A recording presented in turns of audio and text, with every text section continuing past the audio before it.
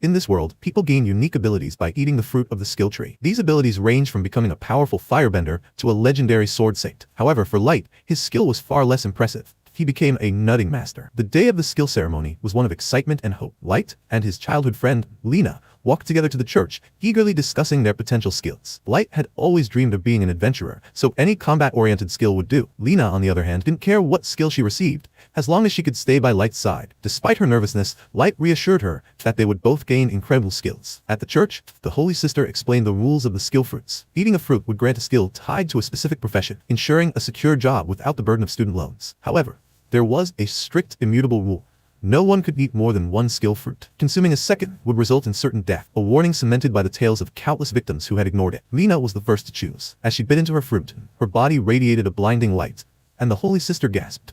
Lena had acquired the legendary sword saint skill. It was a once-in-a-decade occurrence, and Lena's destiny as a top-tier adventurer was sealed. Light cheered for his friend, overjoyed by her success, before stepping up to claim his own skill. Nervously, he took a bite of his chosen fruit, but instead of gaining an awe-inspiring combat ability, he was blessed, or cursed, with the nutting master skill. The Holy Sister tried to console him, but the truth was clear. His ability was limited to farming nuts. Devastated, Light begged to try another fruit, but the fatal consequences were non-negotiable. Lena, ever supportive, promised to stay in the village and help Light grow nuts. However, the Holy Sister had other plans. Lena's talent as a sword saint was too precious to squander, and the sister insisted she leave for the royal capital immediately to begin her training. Torn but unable to refuse, Lena left, promising Light she would return for him one day. 3 months passed.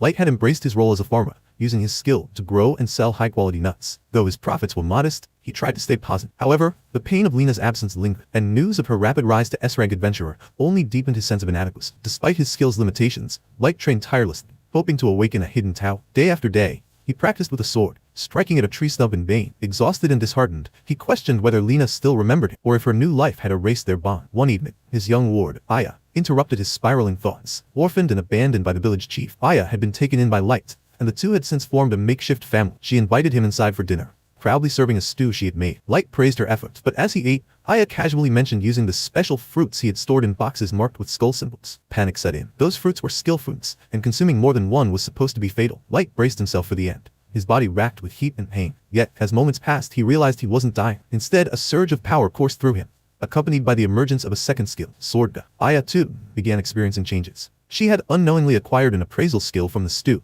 and could now read Light's abilities. To their astonishment, his nutting master skill granted immunity to nut-based toxins, allowing him to survive the second fruit. The sword god skill dramatically boosted his attack power and magic resistance when wielding a sword, making him far more powerful than he'd ever dreamed. Eager to test his newfound strength, Light raced to the forest. With a single swing of his sword, he effortlessly cleaved the tree stump and the massive tree behind it in two. Overwhelmed with excitement, he decided it was time to pursue his dream of becoming an adventurer. The next day, Light ventured to the guild, determined to prove his worth. For the first time in his life, he felt that his dreams were within reach. Armed with his newfound skills and an unwavering determination, Light prepared to carve a new path for himself, one that would reunite him with Lena and allow him to stand beside her as an equal. Light had always dreamed of becoming an adventurer, and today might be his chance. After gaining his newfound powers, he visited the Adventurers Guild to officially begin his journey. Turning to Aya, he said, "Stay here on this bench while I grab us a quest," and headed to the front desk. As Light stepped away, Aya, brimming with curiosity, used her newly acquired appraisal skill to scan the other adventurers in the guild. She was amazed by the wide variety of skills people had, from elemental magic to combat mastery, but she also found some skills shockingly useless, like one man who had a self-damaging ability. Just then, a commotion broke out near the front desk. Looking over, Aya saw Light in the middle of an argument with another adventurer. The man at the center of the dispute recognized Light as the nut seller from the market and mocked him, claiming that someone like Light didn't belong in the guild. But Light ignored the taunts entirely and calmly turned to Aya, saying, "Let's go." The man, offended by being ignored, lashed out and attacked Light with his sword. However, thanks to his sword god skill, Light's reflexes were far superior, and he effortlessly blocked the strike. Shocked, the man stumbled back, realizing that Light wasn't the easy target he'd assumed. Seeing that Light wasn't someone to mess with, the man's friends quickly intervened, convincing him to drop the matter. Claiming he hadn't been serious about the attack, the man and his group stormed off to their first mission. Shortly afterward, Light and Aya left the guild, their first quest in hand. Their mission took them to the rocky plains, where Light couldn't contain his excitement. "Stay close to me," he told Aya. Soon they spotted their target,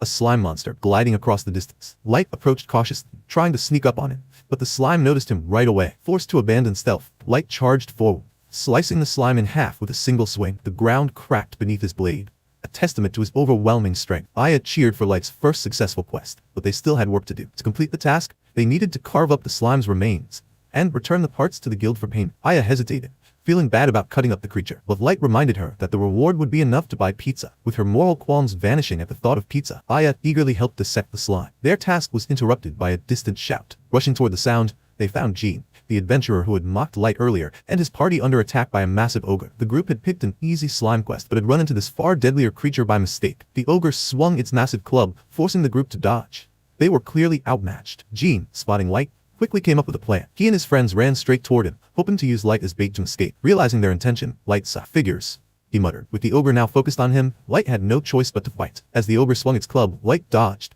but Aya reminded him that his sword god skill didn't boost his defense. One mistake could be fatal. Undeterred, Light resolved to push himself. If I want to be the world's greatest adventurer, I have to overcome this, he thought. Channeling his newfound strength, Light leapt into the air, dodging another attack, and slashed the ogre's club in half. The creature roared in frustration, but Light was undeterred. In one swift motion, he brought his blade down, cleaving the ogre in two. Jean and his friends, watching from a nearby hill, were left speechless. Later, back at the guild, Light handed over the slime parts and the ogre horn as proof of his success. The receptionist was skeptical at first, but Jean's friends backed Light's story, confirming that he had defeated the ogre single-handed. The receptionist, now impressed, prepared his reward. As Light waited, Jean and his friends thanked him for saving their lives. Albeit somewhat begrudgingly, the guild's atmosphere suddenly shifted as a crowd gathered near the entrance. Jean explained that the S-rank party had just returned, and among them was Lena, Light's childhood friend, and the person he'd been striving to catch up to. This was the first time he had seen her in 3 months. Excited, Light approached Lena, calling out to her. But to his shock, she looked at him with cold eyes and said, "I've never met this man before in my life." And thus, episode 1 concluded. Takumi is unexpectedly summoned to another world, finding himself standing before the goddess Nolan.